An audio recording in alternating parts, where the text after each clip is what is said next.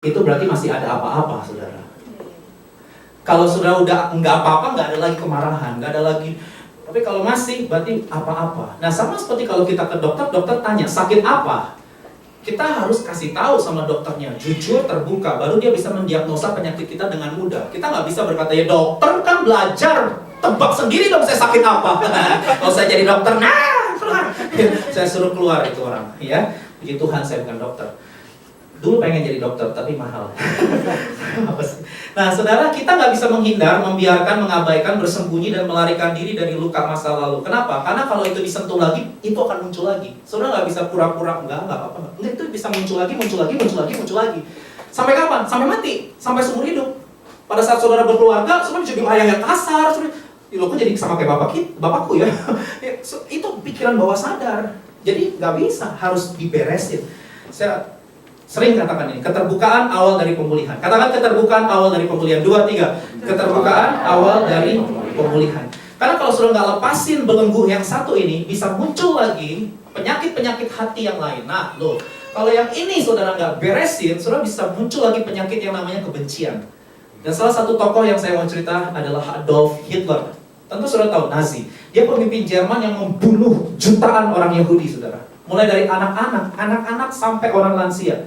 Kejamnya minta ampun, mirip-mirip sama ISIS gitu. Kejam sekali Adolf Hitler. Tapi tiba-tiba tidak terjadi dengan tiba-tiba. Kenapa dia jadi orang yang begitu sadis? Ternyata dia lahir dari keluarga yang broken home. Jadi papa mamanya itu, saudara, nggak harmonis, berantem melulu. Dan dari kecil si Adolf itu udah banyak sekali takut. Kenapa? Karena lihat papanya sering pukulin mamahnya, sadis, saudara. Dan itu membuat jantung dia deg-degan, ketakutan terus. Dia dapat tipe yang otoriter tuh. Lalu akhirnya papa mamanya cerai. Nah, ketika cerai, si mamanya pacaran lagi sama pria Yahudi. Nah, ini dia nih, berawal dari sini. Pria Yahudi, orang Israel, saudara. Nah, si Adolf Hitler menganggap, waduh, ini pasti kalau mau married sama pria Yahudi lebih baik daripada papa saya yang dulu. Pria Yahudi pasti lebih baik. Jadi ketika married, dia expect papa yang Yahudi ini, orang Israel ini lebih baik daripada papa kandungnya. Ternyata enggak, saudara. Ternyata pria Yahudi yang menjadi suami mamanya itu lebih sadis dari papa kandungnya. Papa tirinya lebih sadis, saudara. Wah, dia stres, dia benar-benar stres. Ya, dari kecil dia ngadepin hal-hal yang tidak enak dalam hidupnya. Nah, kemudian, saudara, waktu dia remaja, dia pacaran sama cewek Yahudi. Nah, ya, cewek Yahudi. Mereka pacaran cukup lama. Tiba-tiba wanita Yahudi ini meninggalkan dia dan lari dengan pria lain tanpa penjelasan. Bagaimana rasanya, sis? Belum pernah ya, sis? Siapa yang pernah ditinggal? Ya, nggak usah angkat tangan. Ya, nggak usah angkat tangan. Henry pernah? Nggak pernah lah. Henry yang meninggalkan. Nah, saudara kalau meninggalin, saudara jangan tanpa penjelasan loh. Jelasin, kasihan dia, ntar dia kayak Adolf Hitler lagi. Jadi saudara dilukai, saudara. Aduh, wanita Yahudi, bapak Yahudi. Ini cewek pacar Yahudi, saudara. Dan pada waktu si Adolf Hitler kuliah, dia punya seorang dosen yang hidungnya bengkok, orang Yahudi. Dan suatu hari dosennya ini pernah menghina si Adolf Hitler di depan umum, di depan kelas, dia hina. Udah jadi, saudara, luka nggak sembuh, luka papa tiri, luka pacar, luka dosen, tiga-tiganya orang Yahudi. Dan dia bersumpah dalam hatinya, suatu hari kalau saya jadi pemimpin, akan saya habisi semua orang Yahudi di dunia ini. Dan dia bunuh jutaan orang Yahudi, saudara. Orang yang luka hati cenderung akan melukai orang lain. Jadi kalau sudah ketemu teman, ngomongnya nyelekit, ngomongnya sadis, itu dia lagi terluka. Ya, daripada lu lukain gue lukain lu duluan. Mekanisme pertahanan diri, saudara. Jadi itu orang-orang yang butuh dikasih. Oleh karena itu hari ini saya berdoa tidak perlu muncul Adolf Hitler di BIC Korea. Amin. Cukup kita udah pusing sama ISIS. Ya. Jangan muncul lagi, saudara ya. Jadi kalau saudara punya kepahitan atau apapun itu, hari ini mari datang kepada Tuhan, akui, ambil keputusan untuk melepaskan pengampunan. Dan saya akan doakan saudara nanti setelah saya selesai menyampaikan firman Tuhan ini. Tapi meskipun saudara sudah didoakan, meskipun saudara sudah melepaskan pengampunan, bukan berarti selesai ya. Saudara harus maintain itu yang namanya pikiran dan hati. Karena ingat, bangsa Israel meskipun sudah keluar dari Mesir, Mesir masih kejar Israel loh. Halo? Artinya masa lalumu Meskipun saudara sudah ampuni, tetap aja itu bisa mengejar. Karena memori nggak bisa hilang, kita nggak amnesia, kita masih bisa ingat. Jadi saudara harus jaga pikiran saudara. Filipi 4 ayat 8, coba kita lihat. Filipi 4 ayat 8, ini harus dikerjakan setiap hari. Baca dengan mantap, 2, 3. Akhirnya, saudara-saudara, semua yang benar, semua yang mulia, semua yang adil, semua yang suci, semua yang manis, semua sedang didengar, semua yang disebut kebajikan, patut dipuji, pikirkanlah. Jadi saudara, ini sebuah keputusan yang saudara harus ambil setiap hari. Nggak bisa hanya sekedar didoakan. Saya ingat perkataan Angie, itu nggak cukup hanya didoakan. Itu adalah sebuah keputusan yang kamu harus ambil setiap hari. Betul, betul. Tidak cukup hanya didoakan. Ya, selesai didoakan, saudara harus maintain gitu. Maintain apa sih?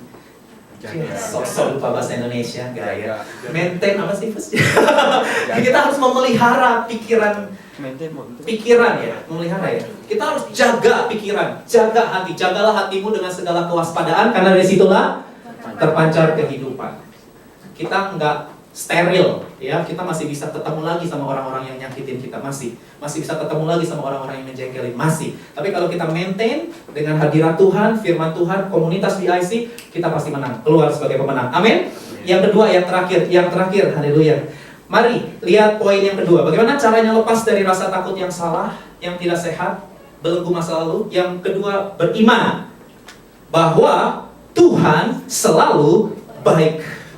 Kau selalu baik kepadaku, Yesus, ku sembah Kau. Apapun yang terjadi di dalam hidupku, kalau gitu, selalu ku berkata, Tuhan Yesus baik. Apapun loh, dalam segala hal yang terjadi, tetap ku berkata, Tuhan Yesus baik. God is in control.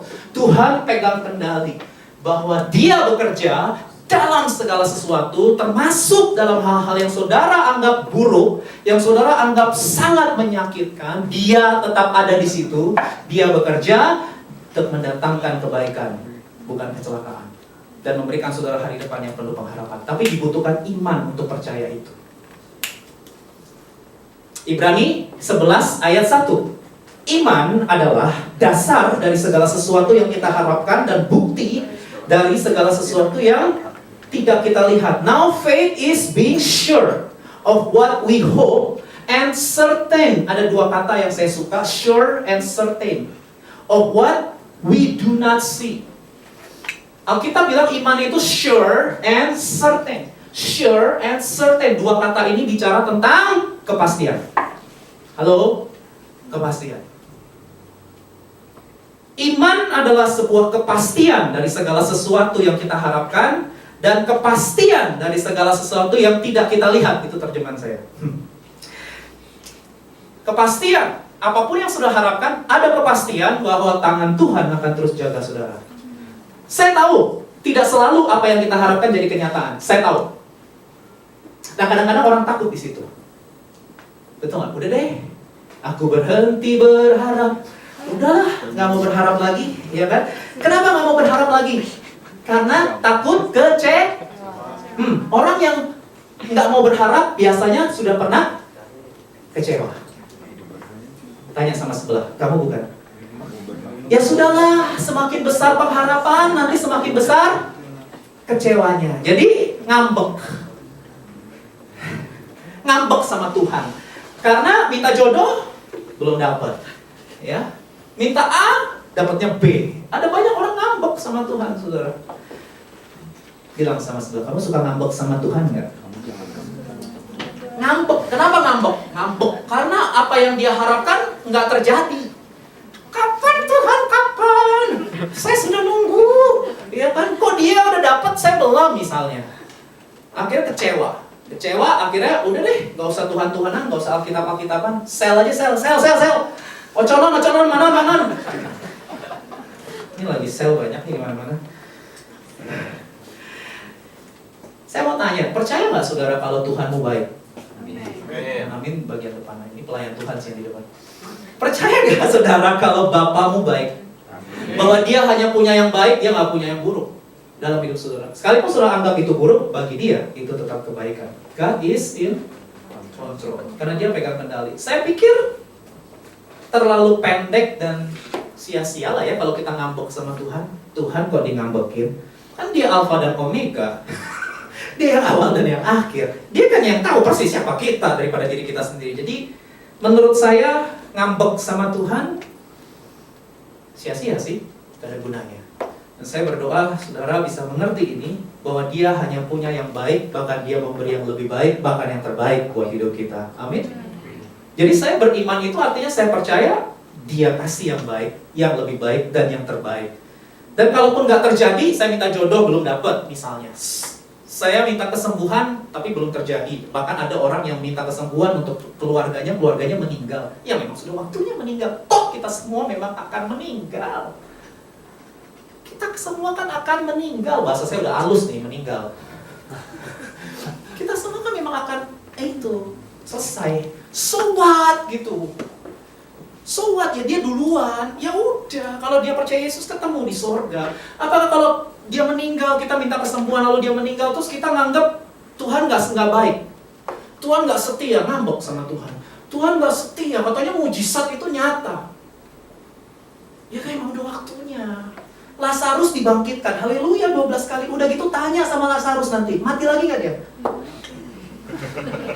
Nanti tanyanya nanti kalau kita di sorga, mati lagi Lazarus. Cuman satu yang nggak mati selama-lamanya, Yesus. Yang lain dibangkitin mati lagi, saudara. Jadi saya pikir terlalu kekanak-kanakan kalau iman kita cuma pengen apa yang kita mau dikasih. Kalau nggak dikasih ya sudah. God is good all the time, and all the time. Saudara, iman itu sebuah bentuk kepercayaan, kepercayaan yang benar. Kepercayaan yang benar akan menghasilkan kekuatan dan semangat. Itu sebabnya Alkitab menyebutnya dalam 2 Korintus pasal 4 ayat 13, roh iman. Kepercayaan yang benar itu menghasilkan semangat, spirit, kekuatan. Makanya Alkitab bilang roh iman. Namun karena kami memiliki roh iman yang sama, spirit, semangat, kekuatan. Aku percaya sebab itu aku berkata-kata. Kami percaya sebab itu kami berkata-kata. Takut juga sebuah kepercayaan. Iman kepercayaan yang benar, takut kepercayaan yang salah. Nah kalau takut kepercayaan yang salah menciptakan roh ketakutan. Allah memberikan kepada kita bukan roh ketakutan, melainkan roh yang membangkitkan kekuatan kasih dan ketertiban. Ini takut yang salah ya, takut yang tidak sehat.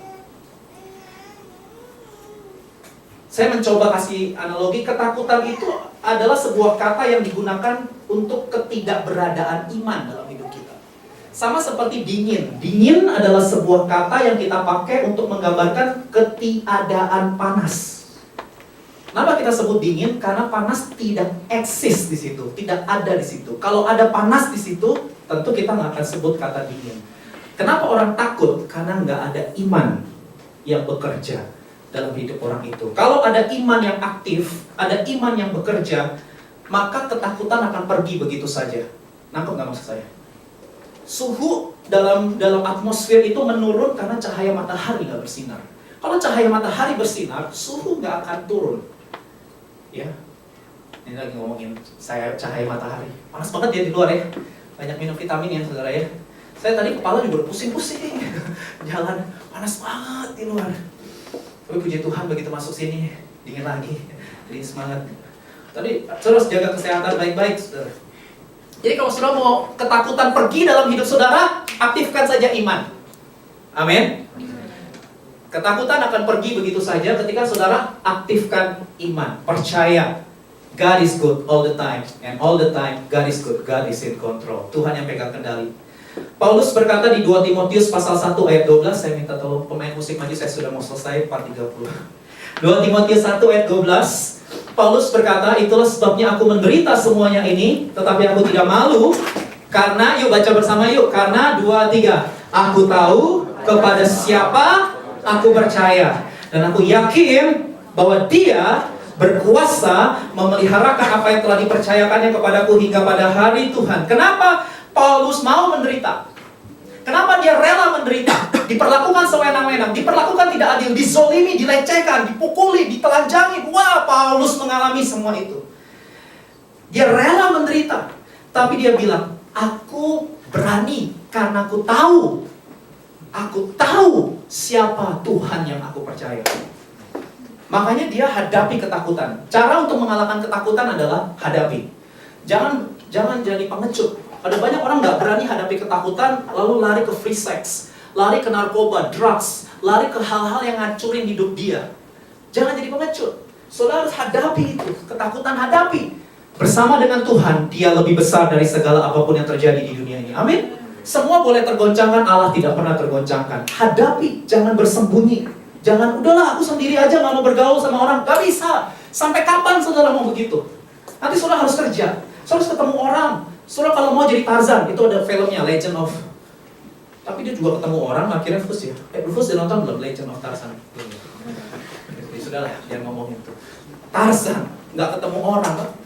Tapi kan kita ketemu orang. Kalau ketemu orang, ya kita harus hadapi ketakutan kita. Saya juga pernah mengalami penolakan, saudara. Cinta ditolak juga saya pernah. Gak usah cerita. Gini-gini saudara mungkin kaget, kok Dedi ditolak? Saya tahu saudara shock semua. Karena itu sesuatu yang gak mungkin kan, ada orang menolak saya, ya kan? Saya tahu saudara semua. Saya tahu saudara gak percaya kata-kata saya. Saya juga sedikit gak percaya sih. Tapi saya ditolak sis. SMP saya pernah nembak ditolak sis. Saya pernah kok ditolak. Cuman memang, ya hadapi dong. Saya harus move on. Kalau nggak saya nggak jadian sama Susan. Saya harus move on. Harus maju terus. Mazmur 27 ayat 1. Dari Tuhan adalah terangku dan keselamatanku. Kepada siapakah aku harus takut? Tuhan adalah benteng hidupku. Terhadap siapakah aku harus gemetar? Amin. Dan Alkitab berkata iman timbul dari pendengaran, dan pendengaran oleh firman Kristus. Roma pasal 10 ayat 17. Saudara harus baca Alkitab, perkatakan firman Tuhan setiap hari. Perkataan firman adalah perkataan iman. Saya tutup dengan kesimpulan, bebas dari belenggu ketakutan, 2 poin. Berdamai dengan masa lalu dan beriman bahwa Tuhan selalu baik. Amin. Mari kita berdoa.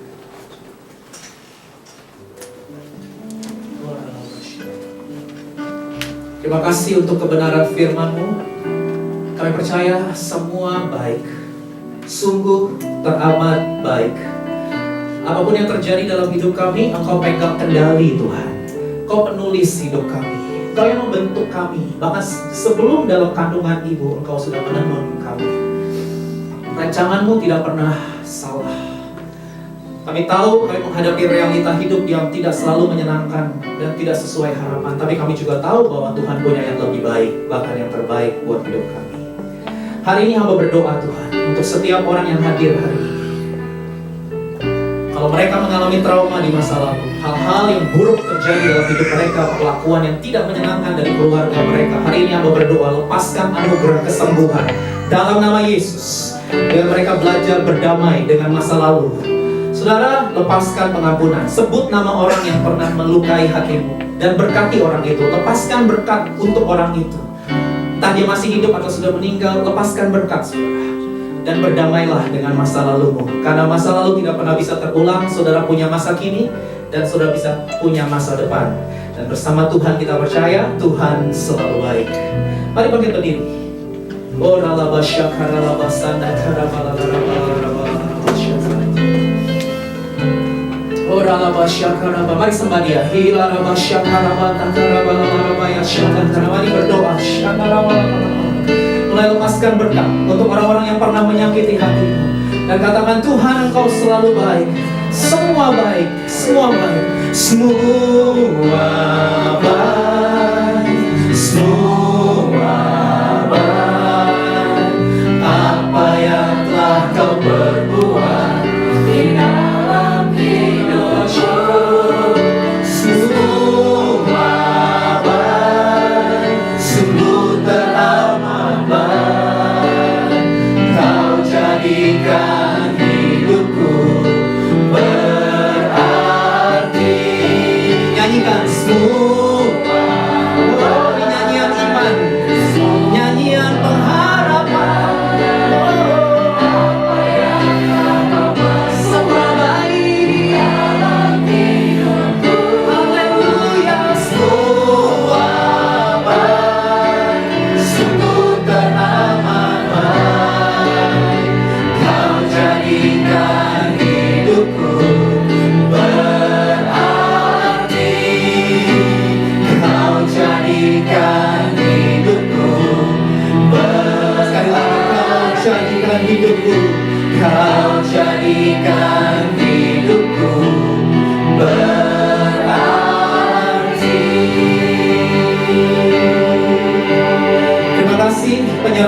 sempurna, rancangan-Mu penuh damai, kami aman dan sejahtera selalu, sekalipun di tengah badai dan goncangan. Meteraikan firman ini ya Tuhan. Tahun 2016 kami alami pembebasan dari setiap belenggu trauma masa lalu, dan kesembuhan terjadi dalam hidup umat-Mu. Berkati DIC Korea, berkati gembala pembina kami Pastor Niko Nyotora Harjo, senior pastor kami Pastor Johan Handoyo, overseer kami Pastor Harun Lee, dan hamba-Mu sebagai mission pastor. Berkati gereja Namdaemun yang sudah menyediakan tempat untuk kami beribadah. Terima kasih buat Korea Selatan, negara di mana kami boleh tinggal. Berkati bangsa ini Tuhan, menjadi bangsa yang takut akan Tuhan.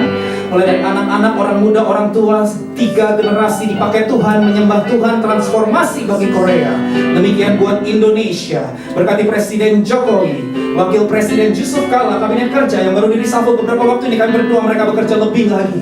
Berkati Gubernur DKI Bapak Basuki Cahayapurnama, dalam nama Yesus kami percaya Indonesia penuh kemuliaan Tuhan.